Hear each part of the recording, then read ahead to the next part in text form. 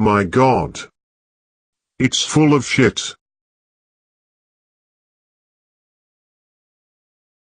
This awesome and 100% accurate review was scribbled up in yet another fit of bored rage by QT100, your only true metal guru, and former resident genius on a communist hipster site called Rate Your Mucus. No, I said true metal guru, not as in true metal, with a V instead of a U, but as in a true guru. There are so many false reviewers out there, fake metal gurus, clueless metal gurus, dumb metal gurus. An assortment of edgelords, hipsters, and cheese sniffers, all reviewing albums, and very badly. Some of them are pompous edgelord clowns, some are clueless cheeselord clowns. But they are all clowns, with dysfunctional ears, lords of drivel. Random metal, growly metal, true cult metal, dissonant metal, lords of edge metal. There you go. I told you that the new Machine Head Turd isn't going to be the worst album of the year. Not even by a long shot. Robbie's new wine bitch Snowflake Anti-Opus is Mozart compared to this poop Robbie dross. really smart. This Robbie is all the clever. rage among the Trekvotistas When he these talks about days, politics, dissonant for the sake of it, overly convoluted, Robbie make great noisy, songs about messy, politics, ugly for the sake of it, Robbie disorganized, social comment, random, supposedly Tater. dark, moody Robbie for the so sake of it, smart. yet utterly boring, drivel. One user compared this to computer-programmed music composed using an algorithm. Couldn't agree more. Not all Rate Your Mucus users are clueless sheep. 5% of them do actually understand music. Why this shit is so popular in that particular clique these days has little to do with taste, it's just basically metal elitists and true cultistas going to the total polar opposite of cheesy power metal and metalcore, just to be as far away as possible from that kind of uber commercial crap. Some react like this because they genuinely hate cheesy metal, as do I, but some do it to be hip. That is primarily to attract attention to themselves, because they are insecure losers. Nothing screams edgelord like someone shouting, "I really enjoy Portal, they're awesome." Whoever says that, they're either edgelord whining really hard to earn respect from other deaf edgelords, or they are tone deaf. And there is nothing wrong with being tone deaf. In fact, it allows you to listen to anything, hence I envy anyone whose appreciation of music is severely impaired. And I'm not being funny, the envy is real. I genuinely envy deaf metalheads. But, ironically, by embracing generic dissonant garbage, as a reaction to commercial trends in metal, they are merely picking one side from the two equally awful cliché options, from two extremes. Believe it or not, any kind of music can become generic, no matter how out there it may sound, at first. And so it is with dissonant growly metal also. It's been a cliché for quite a while now, wallowing in its own brand of ugly predictability.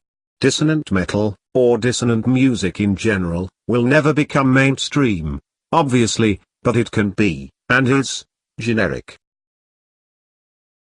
Listening to an album like Iron is like forcing yourself to eat an exotic trendy dish in a 5-star restaurant, despite it tasting awful.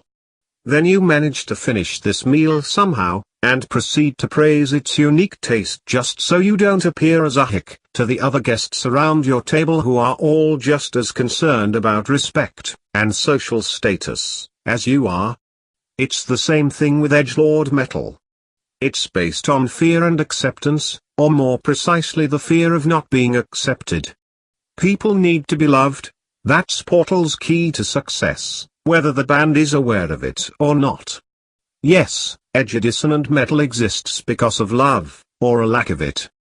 In that vein, how about Portal doing a cover of the Beatles hit, All You Need Is Love? Of course, with the necessary dissonance to completely ruin the legendary tunes. Horrendous bands like Gorguts and Deathspell Omega popularized this brand of hip junk, pleasuring many ears with their literally random music. If your ears tell you they like tunes made of randomly assembled notes, then very likely they don't function quite as well as you think they do. Play a cat some Mozart, and then play it factory sounds, or a vacuum cleaner. It won't tell the difference, because its ears are completely immune to the appreciation of music. See where I am getting at? Think about it. Just because they are your ears doesn't make them great. Most of us aren't good enough to be athletes, ditto ears. Not everyone can hear music properly. Yes, my analogies are brilliant. Except that in sports you can never fool the majority into thinking you're good at it. But music is such a grey area, supposedly, and semi-supposedly, that you can easily fool not just others but yourself too that you are gifted. Like all those hacks, on Rate Your Mucus and Bandcamp, desperately trying to promote their stupid, ambient and drone projects. Of course, maybe I am delusional too? A distinct possibility, one I'm aware of, unlike edgelords and hipsters. I trust my ears implicitly, but I realize that, theoretically, they could have been lying to me all these years. And yet, the fact that NASA, and the military, once tried to kidnap my ears for further study in order to improve radar technology, proved conclusively that I do indeed possess an extraordinary pair of sound receptors. Because why else would they have gone through so much trouble? They tried to obtain them later, legally, by buying them off, but I refused their 8-digit offers. What do I give a shit about radar? Ironically, I am mocking edgelords and hipsters that they shouldn't trust their ears. They don't, whereas I do trust my own ears. They don't trust their ears, and that's why they pretend to like shit.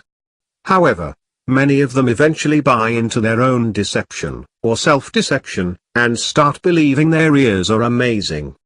That is why I mocked their trust in their ears, despite the fact that, initially at least, they are insecure about the information their ears send their empty brains. Music isn't the Wild West, it isn't some lawless, rule-devoid chaos realm where you can do anything, and get away with utter shit, on the false pretense that you are breaking new ground or being artistic. Music actually does have its rules, just as cooking or sports or anything else does, within any genre one dabbles in, no matter how experimental or atonal or whatever. Not that iron is experimental, far from it. There is a tired formula beneath all this. Music is physics, among other things. Physics is guided by laws. Don't think that art is all just chaos, a realm where anything goes. That is the popular bullshit doctrine, propagated by Picasso-hugging nihilists, that is decay-loving left-wingers. That is idiots. You don't have to show your distaste for corporate metal and vapid commercialism by going to the complete opposite. That's like hating Marxism and becoming a Nazi supporter just out of spite, very dumb. Or the opposite, which is much more often the case, hating Nazism for being genocidal and hateful, so you become a Gulag supporter and a hateful genocide fan by turning to Marxism, like all those twee, self-loathing, effeminate hipsters on Rate Your Mucus. You are really just substituting one chair made up of turd with another. You are sitting on the same pile of shit with your turd chair, yet you delude yourself that the new turd chair is a huge improvement. Yes, I know. What a fucking analogy. I am rather ridiculous sometimes. Or, as you edgelords out there might say, not sometimes, but all the time. But then again you are just confused, insecure edgelords. Sure, cheesy power metal and growly dissonant true cut metal sound completely different, but they share one key trait: their consistent and persistent badness. So if you think you are being really edgy by picking the non-commercial side of the generic metal coin, you are delusional. As delusional as a Nazi or a Marxist. Because what are neo-Nazis and neo-Marxists but political edgelords seeking attention, because they seek love from others? Of course, I am only referring to people who listen to this shite for edgy reasons. Yet another Nazi, communalogy. Sorry, I'm running out of comparisons. If I had to choose between these two polar opposite evils, cheese metal and random dissonance noise metal, I would struggle because both suck almost equally. Occasionally a miracle happens, and the modern dissonant metal scene belches out a rare good or solid album, while on the other hand there is literally never a good power metal song, let alone album, so I guess I'd choose the noisy option, but only if really forced to make a choice. Kind of like being forced to choose between fascism and communism, or being forced to choose between the LGBT-hugging lunacy of the West, and the rabid anti-homosexual caveman-like Nazism of Putin's modern Russia. I really don't know which is worse. We are all fucked, but that is another subject. As far as making a choice which of these two music evils is better, for the wider metal masses, I'd pick cheese metal though. Why? Because cheese fans genuinely love their music, and it makes them happy. At least they are unpretentious. Power metal and metalcore may be awful, but they are usually appreciated honestly, especially power metal, whereas growly dissonant noise is more of a badge of honor, a show-off edge thing. Not really very honest, plus it makes its fans even more depressed. You can't tell me in all honesty that listening to bands like Portal for months doesn't make you gloomier than before? Fans of growly dissonant metal are much more eager to tell you how much they love this music than to actually sit down and listen to it, and that's always a strong indication of edgelordism. Because in all honesty, who can really listen to this awful dross privately? Hardly anyone. Even musically challenged people probably can't stomach such silly, ugly drivel in larger amounts. It is natural to want to hum to music, no matter how heavy it is, or to move your legs to the beat. Portal is unhummable, zero beat, dreck. It contains nothing. It fails as hum music. It fails as complex, serious music.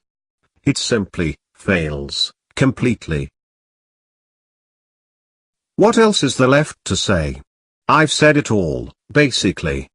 It's a monotonous amalgamation of utterly stupid tunes that are about as tough to write as it is to take a dump. Okay, so sometimes taking a dump can be tougher than to deliver such a shit album. Tell you what. I hereby apologize to all shit deliverers, to all asses that shit with ease, that is to say asses that easily poop, and to all the turds that effortlessly leave the asses they had once inhabited. In fact, a very general apology to all shits, great and small, for being constantly brought into connection with this awful, random gobshite. Random means easy, basically. Repeat after me. Random equals easy. Random equals easy. Random equals easy. It is easy to compose random shit. Very easy. Now repeat this. Organized equals more difficult. Organized equals more difficult. Organized equals more difficult. Because when you write random tunes, you don't give a shit which note comes next. You just record the first thing that you play, that you come up with. Your fingers wander across the fretboard, with complete freedom to explore non-existent scales, thereby creating absurdly shitty tunes, knowing that literally any sequence of notes will please the budding, insecure edgelord. Because, somehow, the weirder, the better. Never mind that Iron sounds just like any other weird noise album. Repeat after me, edgelords. This is your own, dumb logic, but I want you to become aware of it. Aware of how you regard music. Weirder equals better. Weirder equals better. Weirder equals better. Edgelord maths. I am horror illogical. I play random guitar at Portal. And I order you to order your own clockhead, now.